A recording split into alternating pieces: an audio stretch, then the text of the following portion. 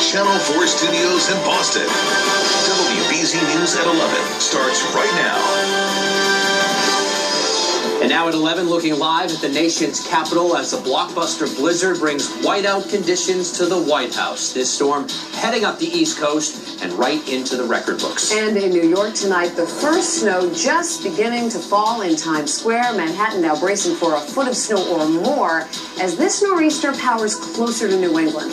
And right now, parts of Massachusetts are under blizzard and winter storm warnings. But it does look like most of us will dodge a direct hit. Let's get right to Eric Fisher with the latest on the track tonight. Eric. Well, lots to watch here this evening. We've got a powerful storm developing off to our south, and we'll get started with the warnings that are in effect. So the Weather Service issuing winter storm warnings along the South Shore, as well as the Cape, the South Coast, Nantucket, and then there's a blizzard warning on Martha's Vineyard. And the reason there's one there and not on Nantucket, a wetter snow that might even mix with rain on Nantucket won't be blowing around as much and causing poor visibility. And a blizzard is all about wind and visibility and not about snow totals. Keep that in mind. But hazardous travel in southeastern Massachusetts. And there is your storm really starting to get its act together. The heaviest stuff is moving right up into D.C. As expected, they're going to get a ton of snow tonight. A lot of snow moving into New York. The first flakes just moving in. And as close as it looks right now tonight, a lot of dry air in southern New England. So it's going to take a while before it actually moves in.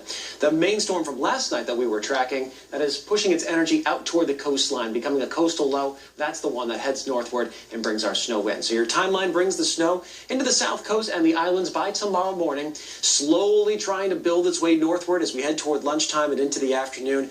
And then it kind of kicks on the brakes here, right around Route 2. Some of this might not even reach the ground. I think the biggest impact by far is here in the southeastern corner of the state. This is where snow lingers into the evening and the overnight, and it tapers off as we head towards Sunday morning. So how much snow are we talking about here? Well, it looks like this band of the heaviest snow, we're talking whiteout condition snow, is going to be just on our south coast. Does it move inland or does it stay just short? So right now I think for the most part it's staying short, 3 to 6 inches here in the southeastern parts of the state. But if it moves a little northward, you can achieve more than a half foot here, especially around New Bedford and Fall River. 1 to 3, Boston to Worcester, and along the Pike, and a dusting farther northward. Pretty much a non-event, as we've been saying, as you head north of the Pike. Now we'll talk more about the coastal flooding, some strong winds coming up in a little bit. Lisa? All right, we'll see you then, Eric. Thanks. Taking you to Washington, D.C. now. That city expected to get hit the hardest. Right now, officials say the snow is actually outpacing the plows. In New Jersey tonight, people living along the coast are being evacuated from their homes. That area expecting 2 feet of snow by tomorrow and major flooding from storm surge. And in Pennsylvania, it is heavy, wet snow that has power crews on edge tonight, bracing for widespread power outages. A blizzard watch is in effect there until 10 o'clock tomorrow morning. We have triple coverage of this monster storm tonight. Let's get right to Katie Brace. She's live in the Satellite Center. Katie?